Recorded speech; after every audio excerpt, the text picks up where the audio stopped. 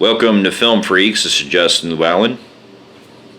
Eddie Williams. And tonight we're going to be doing another audio review of one of the newest biographical film that actually came out last week, but we're finally able to catch up with it. And that is the Rocketman, directed by Dexter Fletcher, and stars Taron Egerton, Bryce Dallas Howard, Jamie Bell, and among others. And this is the biographical film based on the life of Elton John and Sir Elton John. Yeah, Sir Elton John. Sorry, and it basically deals with him starting out as a child and being pretty much a child prodigy in the music as a musician, and then forming his musical partnership with Bernie Taupin, and him basically, like you see in many other biography films, his rise to fame and his problems that he was dealing with behind the scenes. Yeah, and his struggles with drugs, alcohol, being in a closet. I mean, I think we're all safe to say we all know he's gay. His problems with spending money and basically, his home life. Yeah, and now here's a little backstory. Now, growing up, I will admit that I've liked some of Elton John's music here and there. I'm not like a huge fan of his work, but I've liked a lot of his songs. And believe it or not, he's the best. I mean, one of my favorites is he did Lion King. Yeah, that's where I got introduced from him. His music today and Lion King still fucking holds up. I like the song Rocketman. And I like the one where I forgot. It played in the trailers. Benny and the Jets. The lyrics to it. I forgot, but it's a good song too. And there's some here and there. I'm not really familiar with everything he's done. And like you said, I'm not into that type style of music, but I will give her credit where credit's due. For what it's worth, the stuff I do like are pretty phenomenal in his music. So. Yeah, definitely. And I can admit that he's led such a quite an impact in the music industry and stuff. And he's definitely a talented pianist as well. And seeing the trailers of this, it got me curious as well, because he's pretty much the guy version of Lady Gaga. Pretty much. He started the whole fashion weird for your concerts. Yeah, fashion, and pretty much. And what's interesting is that we've been seeing this trend that's been going on since actually last year with Bohemian Rhapsody, where we're starting to see more rock biopics come out based on famous musicians and stuff come back. And believe it or not, this was actually directed by the same.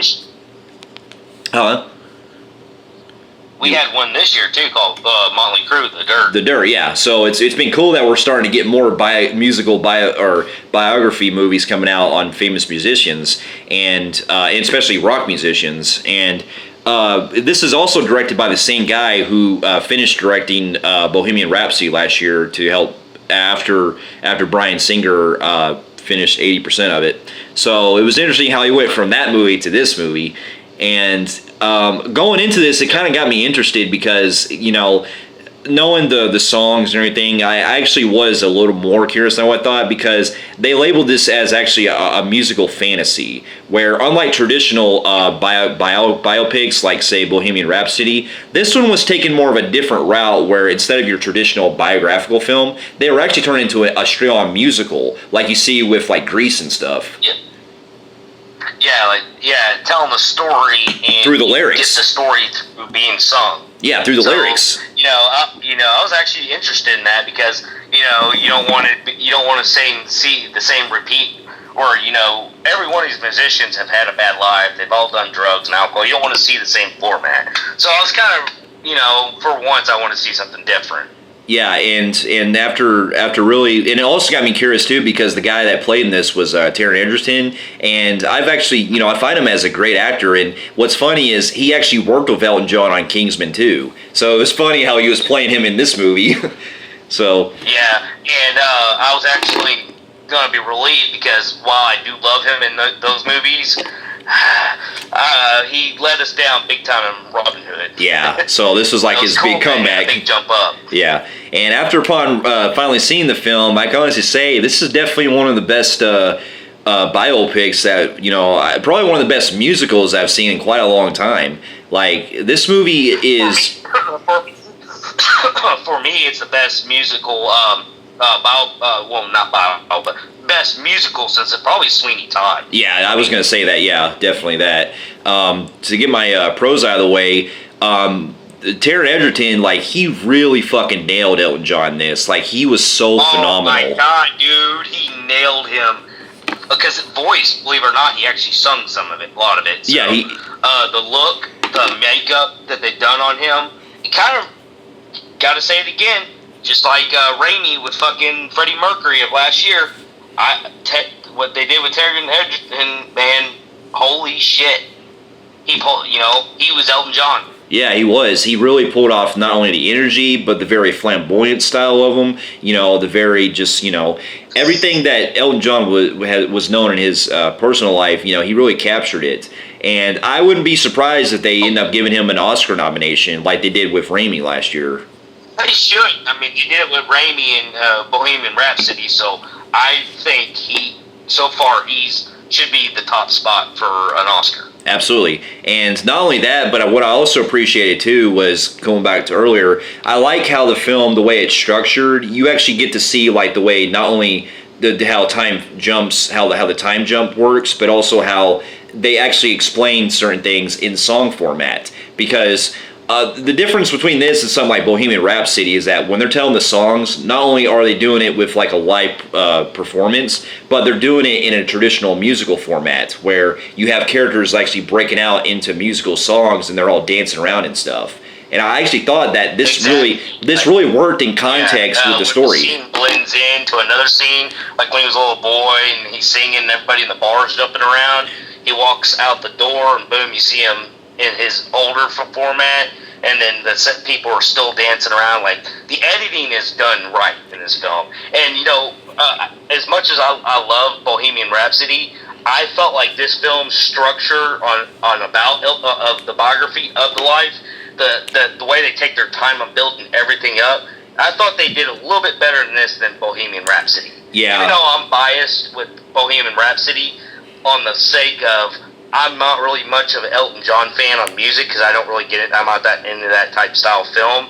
But I will say that this film's structure is a lot better. Yeah, it was, definitely. And plus, I love a lot of the camera work, too, because much like how you've seen a lot of films where it keeps, when it does the whole, them jumping into musical parts and it's going to different time frames, we stay on the characters actually doing that, and it stays in in long takes. And I thought that was pretty cool. I also like the structure of how Elton John, the way it's kind of like telling a story. Yeah, what I'm saying at the beginning. Yeah, because he's basically in rehab and he's telling his story from his 20 years leading up to that point. And pretty much, when it leads into, when we're seeing all about his life and stuff, I like that they, when they get to the stuff where he's doing drugs and stuff like that, I like how they not only show that they go into detail with it, but they also, show it in the lyrical format, how they take that approach, because it shows how the drugs make him think as well.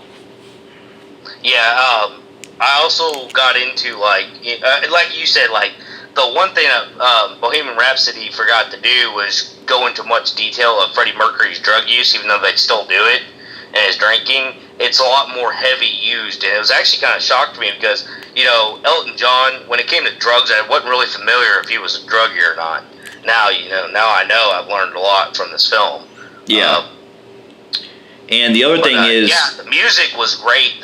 I got into a lot of shit that they were singing. I did too. It made a lot of sense. And I was really I couldn't wait for his epic songs. The only thing I would say I wish they would have done was I would have loved the songs from Lion King in there. Yeah, I could see what they were going for, though, because the reason why they didn't is they're talking about his early years, not his later years. So I could see why. Yeah, and also the other thing I got to admit too is this movie has some pretty unique visual effects they do in some of the dance sequences, especially the part where he's underwater and stuff, and you actually hear the title track, Rocketman. I thought that was a very unique experience. And you have him looking at his own self recollection of what he's became from that cute little adorable little boy that was classic he was, very, like he was brought up where, he dressed like very appropriate, and he's seeing what he became. He's looking at himself, and he's like singing underwater, like you said. The visual effects, pretty darn fucking good in this film, and the costume design, fucking great. And I will say another pro that really got me.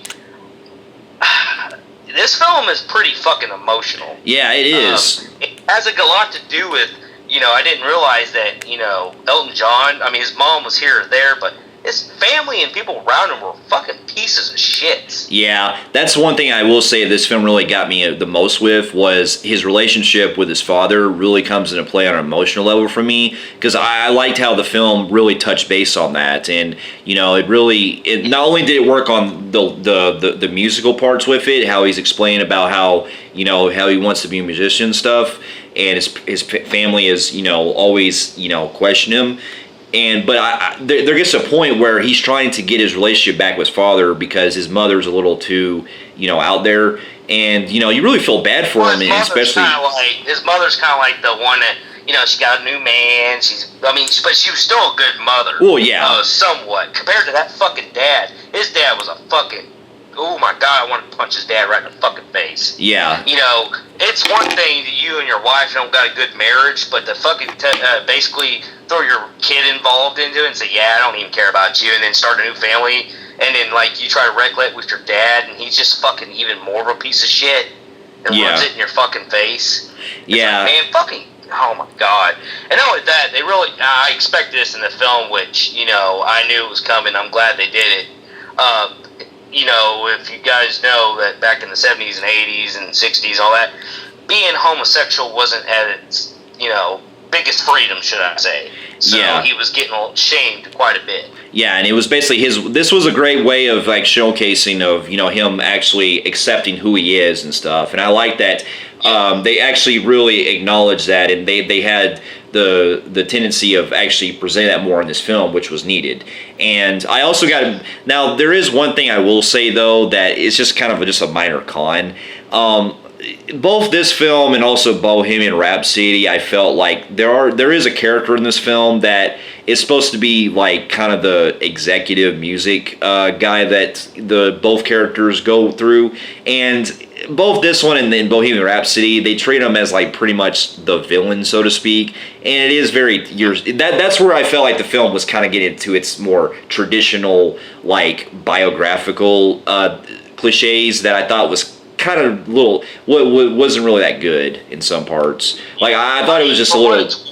Yeah, I can see probably why they did it, because the music business isn't as all easy win-win like you think it is. But I can see where you're coming from, and that dude that does play the that kind of like where that, especially the one that he had that fucking started fucking with and having sex with. And then that dude that treated him like shit, yeah, that dude was kind of fucking annoying. Anyways, and he was the other one. Him and the father, I did not fucking like. Yeah, but other than that, though, I mean, this movie was, it seemed like they took cues from Bohemian Rhapsody, the same director did, and they were really trying to go with a different kind of approach. And for the most part, this film was absolutely phenomenal. Like it really captured a lot with Elton John's life, and it took basically taking a standard biographical film and into a whole new level. And I actually want to see this kind of format in future films if they do more biographical movies like this, like about musicians. Going back to the costume design, they captured what he really did in real life for his unique styles, and a lot of it was really visually stunning. Yeah, and I also like when he was wearing the LA Dodgers sparkling uniform. Yeah, and there's also that was pretty cool ass fucking I'm not a Dodger fan, and I'm just saying it was pretty. So yeah, but yeah, this film it don't have really much cons. If I had anything, I guess you could say that not being a fan of Elton John, you can kind of get bored here or there, but not really at the same time. So. But that being said, I love this film. It's definitely going to be in my top 10, and I'm going to give this film a phenomenal grade on the Film Phreeks meter. I agree with you. I'm also giving this movie a phenomenal grade on the Film Phreeks meter as well. And for those of you who have also have also seen Rocketman. Let us know in the comments below what you thought about it. And if you like what you see here, you can feel free to like and subscribe to our channel. And check out some other reviews here and on our website at fromphreeks.com. And we'll be seeing you in our next review. We'll see you later.